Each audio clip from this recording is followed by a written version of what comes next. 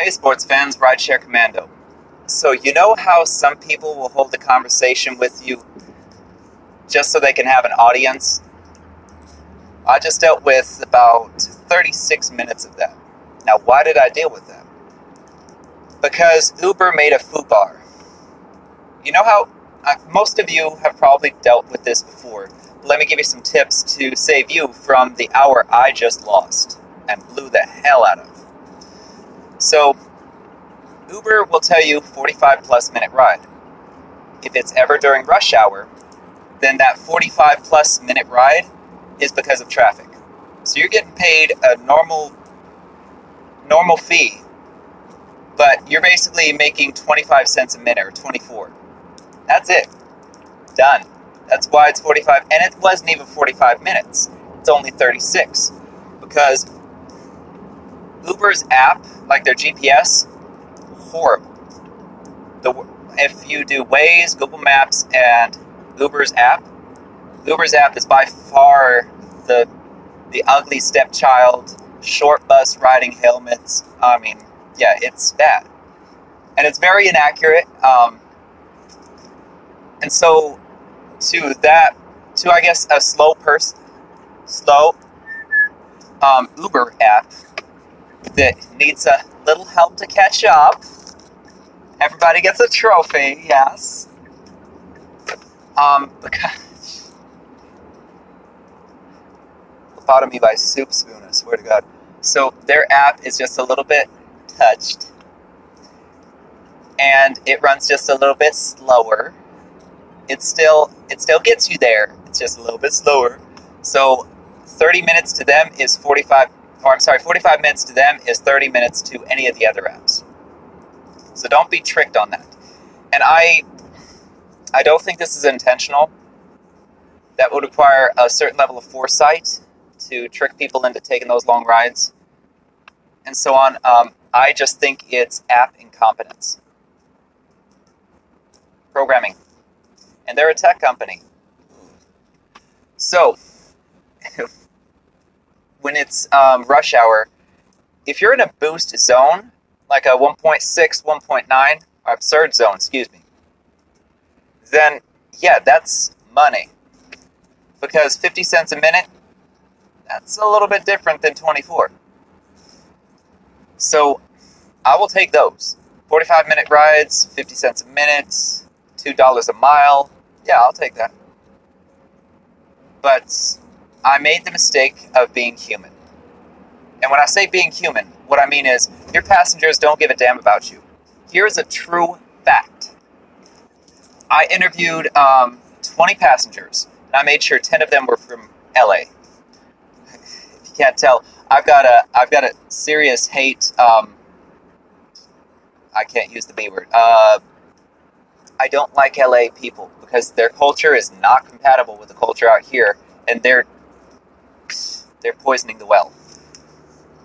So anyway, 20 people, and I asked them all if your rider had a heart attack, if your driver had a heart attack, would you wait or would you call an ambulance before ordering another Uber?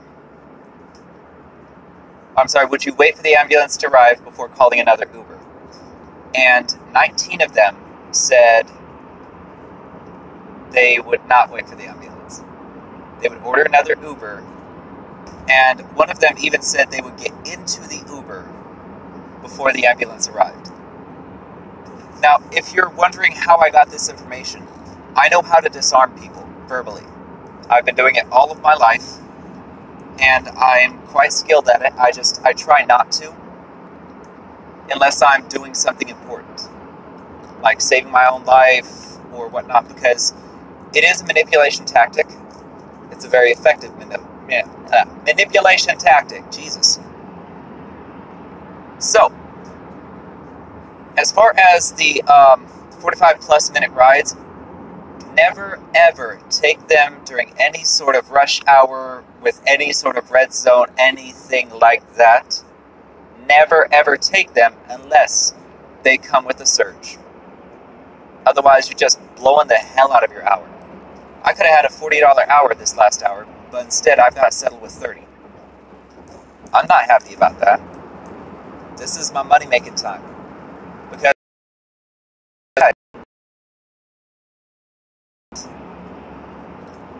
why do I have a very bad connection? This is fucking T-Mobile. And just so some of you don't know why I said that, T-Mobile has the widest and strongest network. Seriously, to my Sprint 12 megabits per second download speed, T-Mobile has 24 to 50. I'm not bullshitting you. This is true. That's why I'm on T-Mobile, and that's why my book is in the process of being sponsored by T-Mobile. And I've got a sync-up drive with a hotspot in my car, too, which diagnoses my car actively. I mean, I've spoken about this in other videos before, but I just freaking love this device. It helps me out so much. But anyway, watch out for those traps. I mean, obviously, don't chase a surge, because by the time you get there, it won't matter. If you're in the middle of it, cool.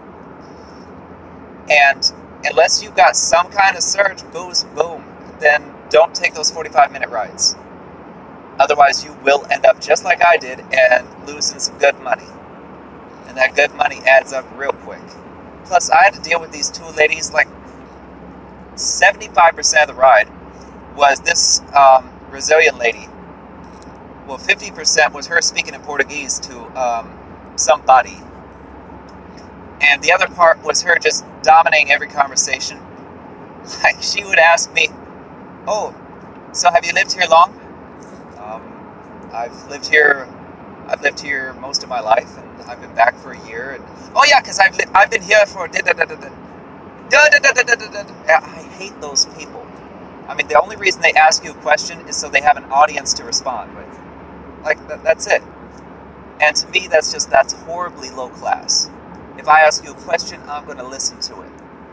In fact, a gentleman, Chase, earlier today, he called me up. We met on my channel. He left a comment and a phone number. I called him, and he was hitting me up for advice earlier today. And we had a good 20-minute conversation. I was telling him how to fix a certain issue with the Uber, short buses and helmets type thing. But no, I listen to all of you. And if you haven't noticed by now, I do respond to your comments. And I've got a video I need to make for one of you. I couldn't pull it up on my phone to remind myself, but there's a video I need to make that they brought up a great point. Ask me questions. Engage me. Give me some problems that you've had. Tell me a horror story. Okay? Let me know what's been bothering you or what you want to know. Anyway, I still got a few more minutes. One thing I will say about knowing your city, because that was the first part of this, like part one of this video. Wow, did I really just do this for one? Alright, so in part one of this video for Friday Tips, I mentioned knowing your city. Build a relationship with some unique venues. That's a program that we're in the process of piloting right now, but carry some of their flyers. And carry them right behind your seat so that passengers can see and engage and so on and so forth. We're working on a affiliate program right now to pilot in Seattle. But in the meantime, before it goes national and all that, get yourself some flyers and pass them out to tourists, because that gets you tips. I had a $21 fare the other day and I got a $10 tip. Before that, like literally 30 minutes before, or 2 rides before, I got a $5 tip on a $8 fare. And it's because these are tourists. Tourists spend more money.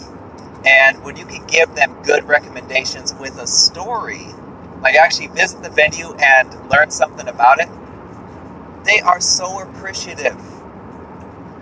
You have no idea, because most drivers, when they talk to them, many tourists have told me this, most of those drivers don't give them any advice. Hey, where can I go? Well, there's the Space Needle. Yeah, everybody and their freaking mom knows about the Space Needle. Okay? But do they know more? About half of tourists do. And I mean, they all know about the place, like stupid tourist places like the Pink Door, which, by the way, management there sucks. Seriously. I mean, short buses and helmets. But, for example, Julia's on Broadway. Nobody knows about the burlesque shows over there or the celebrity impersonation drag shows. And it's a really good time. And then I know the area, so I'll tell them, okay, go on Saturday, because if you go catty corner over to Jai Thai, you can catch the back end of amateur comedy and you don't have to pay a thing. So you get a show after a show. And I tell them, okay, go for the female bartender because she always makes the drink stronger. I love her. We tip. So have a good story. Learn your venue. Cider Mill. I mean, that place is rustic and just beautiful. And they've got these micro brews. It's a great experience. Sean O'Connell's over in the Smith Tower. They're going in my book because they've got their lamb shanks were a religious experience. It changed my life.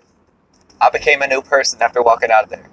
The only downside is I'm not a Guinness fan, and that is their... But if you love Guinness, that's the place to go. Sean O'Connell's in Seattle. That tourists are not going to hear about, that they need to hear about. Okay, Machiavelli's. I'm in the process of approaching them for this project, but I mean, great Italian food. And I'll tell them, go over to the Fremont Farmers Market. And I don't think it's going on right now because it's winter, but go to the Fremont Farmers Market. Yeah, if you're here on Sunday, go there in the morning. And don't eat anything before you go there because we have these food trucks. And one of them is a Thai food truck. Oh my gosh, MMO, multiple mouth orgasm. You gotta try this. And the produce is so fresh, it's locally grown. You gotta check it out. It's one of the biggest farmers markets in our area. And when you start talking about it like that, and you have a story to tell and actual details instead of, hey, look, McDonald's. Then people love it. They eat it up. And that's how you get those tips and the higher ratings. Anyway. Oh my gosh, what is with this traffic? We're going into the city, not out. And Princess, you need to use a turn signal. Lord have mercy. Left foot, right foot. Your family believes in you. So, I got this to deal with. And I hope you guys are driving because right now, I'm glad there's nobody watching me live stream because you guys should be making money right now. This is that money time. Anyway, drive safe, subscribe, and I will catch you guys next time, alright?